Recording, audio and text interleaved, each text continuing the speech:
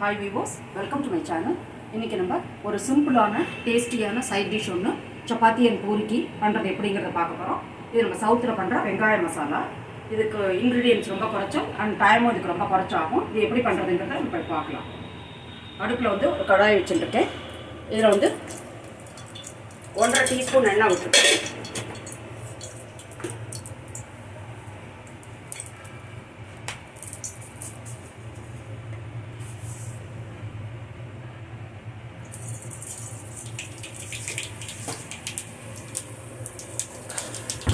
கடுகு போட்டிருக்கேன் 1/2 டீஸ்பூன், சோம்பு போட்டிருக்கேன் ஒரு 1/2 டீஸ்பூன்,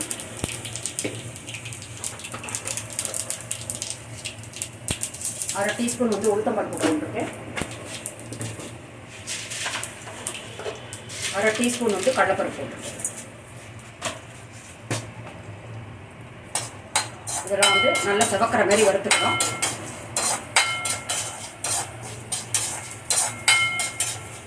எல்லாம் நல்லா செவந்திருக்கு.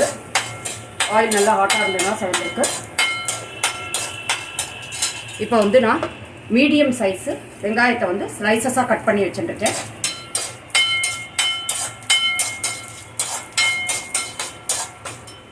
அதை போட்டுக்கிறேன்.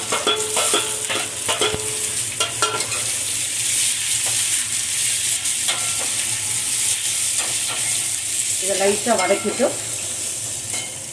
இதில் வந்து பச்சை மிளகா கீறினது குறுக்க கீறினது வந்து மீடியம் சைஸ் ஒரு 4 பச்சை மிளகா போட்டுருக்கேன்.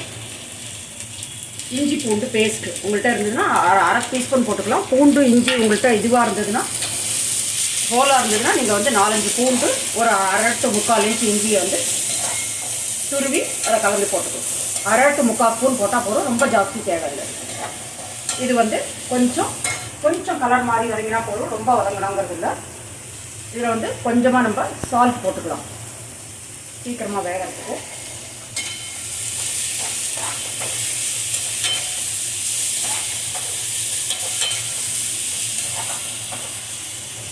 ரொம்ப டிரான்ஸ்பரண்ட்டாக வதங்கணுங்கிறது இல்லை, ஓரளவு நல்லா வதங்கினா போதும் வெங்காயம்.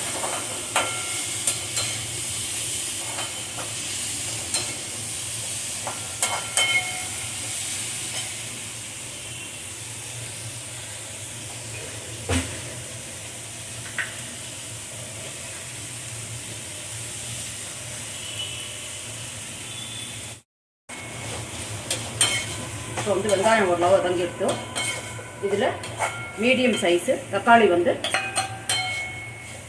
கட் பண்ணி வச்சுருக்கேன்.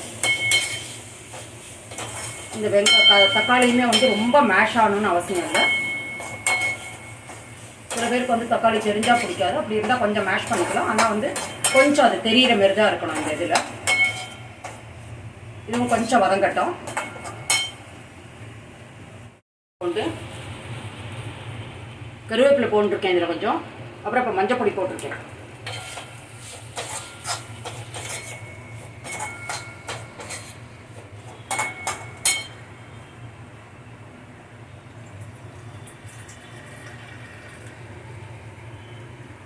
இப்போ இதில் 1 டேபிள் ஸ்பூன் வந்து கடலை மாவை கரைச்சி விட்டுருக்கேன். கரைச்சி வச்சுருக்கேன். கொஞ்சம் நிறைய தண்ணி விட்டு கரைச்சி வைக்கணும், ஏன்னா இது வந்து கெட்டி ஆகிடும். அதனால்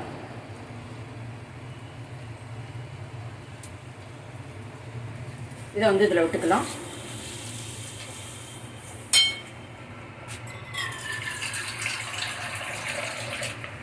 இன்னும் 1/2 கப்பு தண்ணியை இதில் விட்டுருக்கேன்.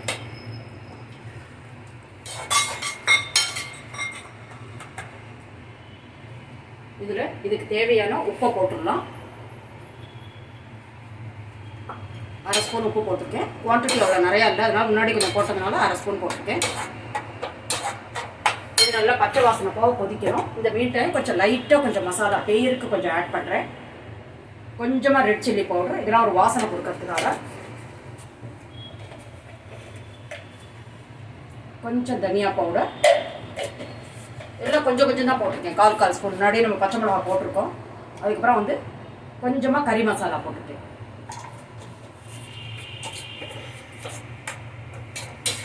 இதில் வந்து இப்போ வெங்காயம் இப்போ இது கடலை மாவோட பச்சை வாசனை போக இது நல்லா கொதிக்கணும். இன்னும் கொஞ்சம் தண்ணி கலந்துக்கிறேன். உங்களுக்கு வந்து எப்படி வேணுமோ கன்சிஸ்டன்சி அதுக்கேற்ற மாதிரி நீங்கள் இதை வந்து அட்ஜஸ்ட் பண்ணி வச்சுக்கலாம். நல்லா ஒரு 4-5 நிமிஷம் நல்லா கொதிக்கட்டும்.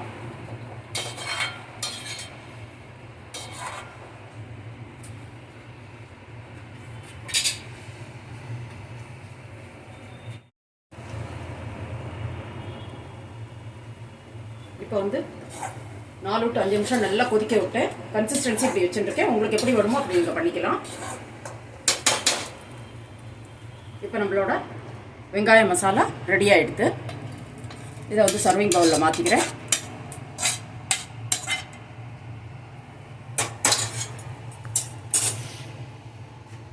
இதில் மேலாக கொத்தமல்லியை போட்டுருக்கேன். இப்போ நம்மளோட ரொம்ப டேஸ்டியான அட் த சேம் டைம் ரொம்ப ஈஸியான ஒரு ரெசிபி வெங்காய மசாலா ரெடி ஆகிடுது. இதில் நீங்கள் லைக் பண்ணால் இன்ஸ்டெட் ஆஃப் இது கடலமாவும் நீங்கள் வந்து பொட்டுக்கடலமாவும் சேர்த்துக்கலாம். அதில் வந்து பொதுவாக வந்து உங்களோட உப்பரப்பு இந்த டேஸ்ட் வந்து மாறாது. டேஸ்ட் அது நல்லாயிருக்கும் அதை ஆட் பண்ணால். இதேமாரி ஒரு டேபிள் ஸ்பூன் வந்து அதை நீங்கள் கரைச்சி இதில் விடலாம். இந்த ரெசிபி பண்ணுறது ரொம்ப ஈஸி. இப்படி இந்த ரெசிபி உங்களுக்கு யூஸ்ஃபுல்லாக இருந்தால் என் சேனலை லைக் பண்ணி ஷேர் பண்ணி சப்ஸ்கிரைப் பண்ணுங்கள். மீண்டும் ஒரு நல்ல ரெசிபியோடு நான் உங்களை மீட் பண்ணுறேன். Until then take care. Thank you.